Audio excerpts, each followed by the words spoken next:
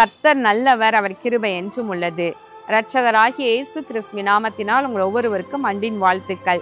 இன்று அக்டோபர் மாதம் 21ஆம் தேதி செவ்வாய்க்கிழமை. பிரியமானவர்களை, இந்த நாளிலே நாம் தியானிக்கும் வசனம் சங்கீதம் 147:14.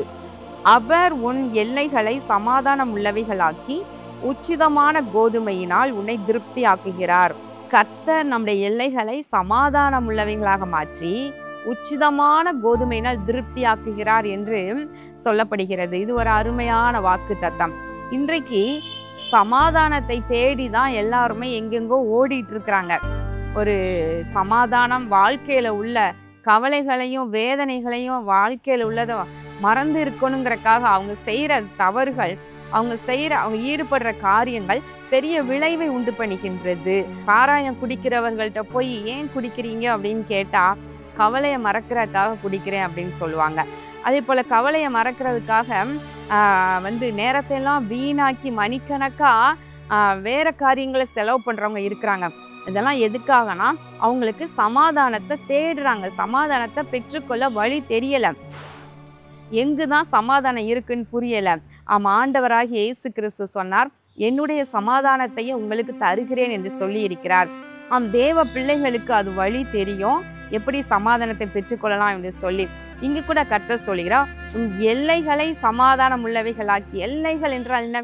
நமக்குள்ளே ஒரு பெரிய சமாதானம், அதே நேரத்துல நமக்கு உரிய எல்லைகள்ல நம்முடைய வீடு, குடும்பம் மற்றும் நமக்குரிய எல்லைகள், அதாவது உற்றார் உறவினர்கள் எந்த வகைக்கும் எந்த அளவுக்கு நம்ம நம்முடைய எல்லைகளை நம்ம வைத்திருக்கிறோமோ அந்த அளவுக்கு கர்த்தர் அந்த எல்லைகளிலெல்லாம் சமாதானத்தை கட்டளையிடுவேன் என்று சொல்லுகின்றார்.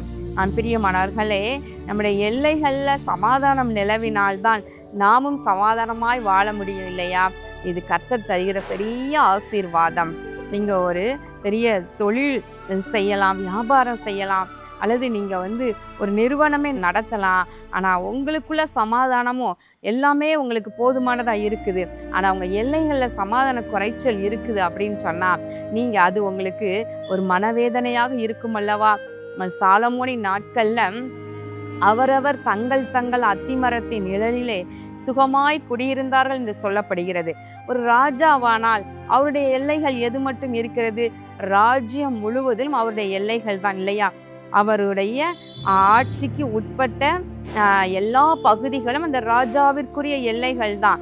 அப்போ ராஜாவினுடைய சமாதானம் பெரியது, ஆனால் அதைவிட அவருடைய எல்லைகளெல்லாம் சமாதானமா இருக்க வேண்டும். சாலமோனுக்கு அப்படி ஒரு கிருபையை தந்தார், மிகுந்த சமாதானத்தை அவன் நாட்கள்ல கட்டளையிட்டார். சாலமோன் பிறக்கும் போதே ஆண்டவர் சொன்னார், அவன் அமைதியின் புருஷன் என்று சொல்லப்பட்டது.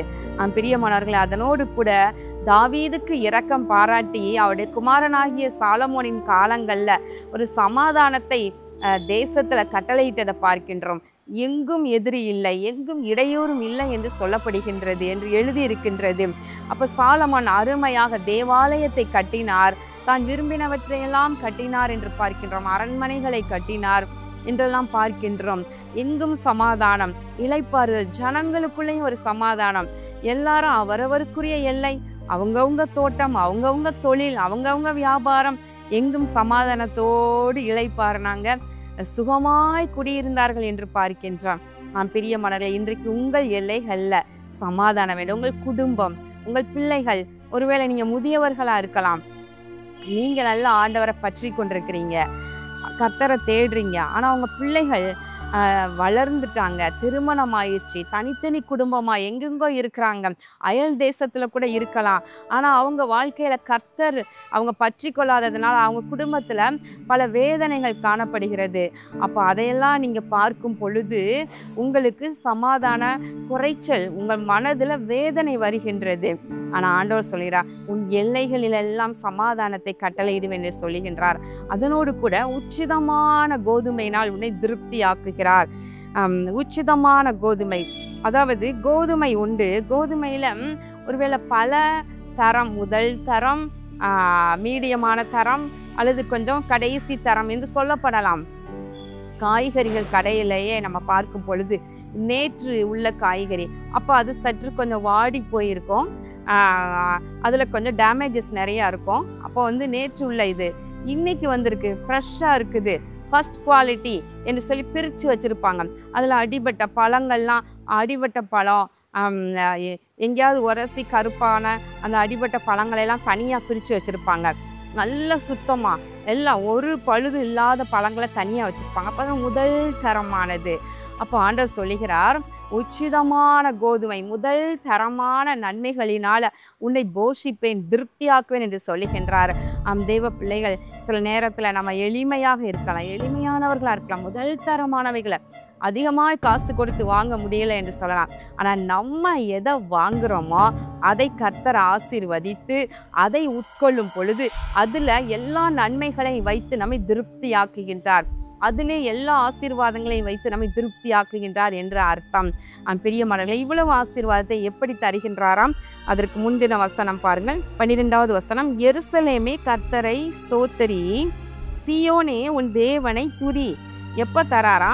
நீ எருசலேமாகிய தேவ ஜனமே, நீ கர்த்தரை ஸ்தோத்திரி, சீயோனாகிய தேவனை துதிக்கும் ஜனமே, நீ தேவனை துதி, அப்பொழுது இவைகளெல்லாம் ஆண்டவர் கட்டளையிடுவேன் என்று சொல்லுகின்றார்.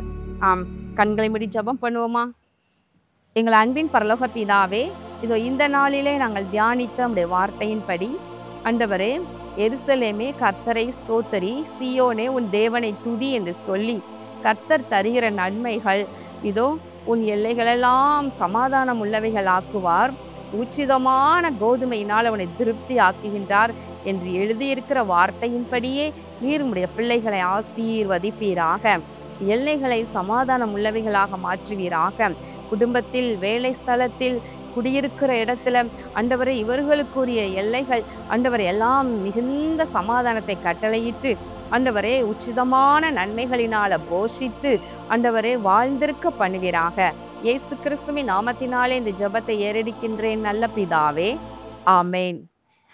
பிரியமானவர்களே, வருகின்ற 25ஆம் தேதி அக்டோபர் மாதம் சனிக்கிழமை நமது சென்னையில் வைத்து ஆசீர்வாத டிவியினுடைய மாதாந்திர உபவாச கூட்டம் நடைபெற உள்ளது. இந்த உபவாச கூட்டத்தை நீங்கள் நினைவில் கொள்ளுங்கள், ஆயத்தமாகுங்கள். சனிக்கிழமை நீங்கள் குடும்பமாய் வந்து கலந்து கொள்ளுங்கள். கர்த்தர் பெரிய காரியங்களை உங்களுக்கு செய்வார். ஆண்டவர் உங்களை ஆசீர்வதிப்பாராக. ஆமென்.